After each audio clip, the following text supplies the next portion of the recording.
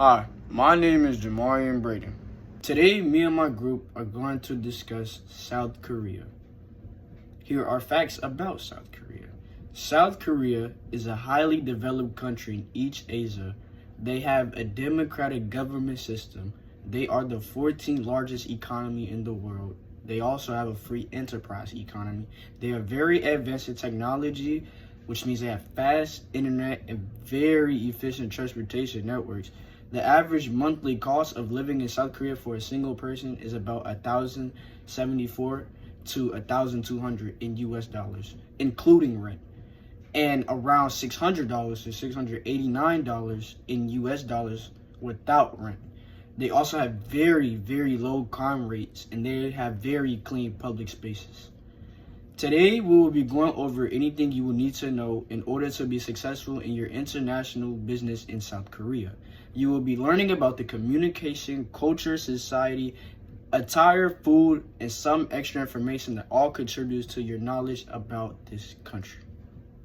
Now I'm going to be passing it to Rain, who is going to go more into detail about the communication in South Korea.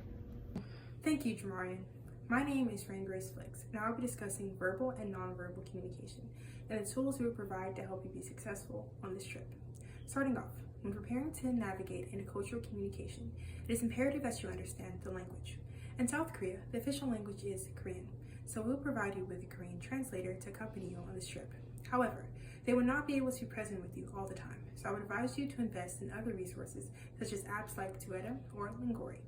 These apps offer educational services for how to speak the Korean language. Now, I will discuss verbal communication. Greetings are very significant in South Korea, as they are often characterized by respect and authority. The standard greeting is 안녕하세요, as it is the most formal greeting and it shows a lot of respect to the person you are addressing, especially if they're an elder. 안녕히 계세요 is a typical way to say goodbye when you are departing, contrary to 안녕히 가세요, which is used when someone else is leaving. It is best to avoid the casual 안녕 when departing from a professional setting, as it can be perceived as rude and unprofessional. When meeting someone for the first time, it is typical to say 만나세요 반갑습니다, meaning nice to meet you. It is very important to use a person's title or surname until they invite you to use their first name.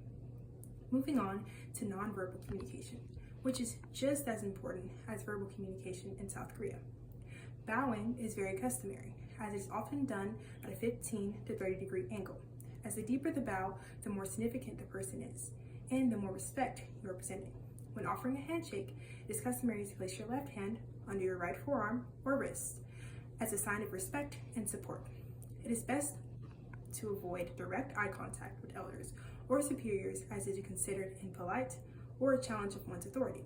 Pointing with your index finger is a typical in Western culture, but it is perceived as rude in Korean culture. It is customary to use an open hand gesture instead. And lastly, it is best to maintain a modest and composed demeanor in professional settings, as smiling is often used to mask embarrassment or ease social tension. Now I will pass it over to Vivian, who will discuss the cultural norms of South Korea. Thank you so much, Rain. My name is Vivian Traindam, and today I will be discussing the cultural norms, social customs, and gender roles to remember when conducting business and living in the society of South Korea. South Korean culture is strongly influenced by Confucian values, which emphasizes respect for age, hierarchy, education, and social harmony. In the workplace, it's especially important to respect seniority and authority. Teamwork is highly valued, and people often avoid open conflict to maintain positive relationships. Humility and professionalism are also highly respected and expected, so make sure to maintain politeness and consideration towards others as you work hard to fulfill your duties. There are also several social customs that are important to remember. A slight bow is a common greeting, often combined with a handshake. When giving or receiving business cards, gifts, documents, or any other objects, it's polite to use both hands. Avoid pointing, interrupting others, or speaking loudly in public as well. If you're invited into someone else's home, make sure to remove your shoes before entering. Tipping is generally not expected because good service is considered standard. Lastly, gender roles in South Korea have changed over time, but some traditional expectations unfortunately do remain. Many women balance professional careers with family responsibilities. Although more women are joining the workforce today and more men are pursuing primary caregiver roles, women are still underrepresented in positions of power and continue to experience a significant gender pay gap. Understanding South Korea's cultural values and etiquette can help build trust, strengthen professional relationships, and improve success when working with Korean businesses. Now, I will hand this over to Caitlin, who will be discussing food, attire, and any other information you will need to ensure your success in South Korea. Bye-bye! Thanks, Vivian. I'm Caitlin, and I'll be covering food, dress, and a few additional business and social customs that will help you make a great impression while living and working in South Korea. Let's start with the food. Rice is a staple of almost every meal. You'll also see dishes like kimchi, bulgogi, and a variety of soups and stews. If you're invited to eat with coworkers or at someone's home, there are a few customs to remember. You should always wait until the oldest person at the table starts eating before you begin. Instead of pouring your own drink, it's customary to pour drinks for others. When someone hands you a drink or another item, accept it with both hands to show respect. If you're using chopsticks, don't stick them upright in a bowl of rice because that's associated with funeral traditions. And unlike the United States, tipping generally isn't expected at restaurants, so you should not do so. Next, let's talk about dress. In the workplace, professional and conservative clothing is the standard. Men usually wear dark suits with a dress shirt and a tie, while women often wear modest dresses, skirts, or pantsuits in neutral colors. Outside of work, people also tend to dress neatly, so clean, well-put-together clothing is always a safe choice. If you're invited to a coworker's home, remember to remove your shoes before entering. Finally, let's go over a few additional customs that you can use to help build strong professional relationships. Business cards are treated with respect, so exchange them with both hands, take a moment to read the card, and avoid immediately putting it in your pocket. Being on time is also very important since punctuality is seen as a sign of professionalism and respect.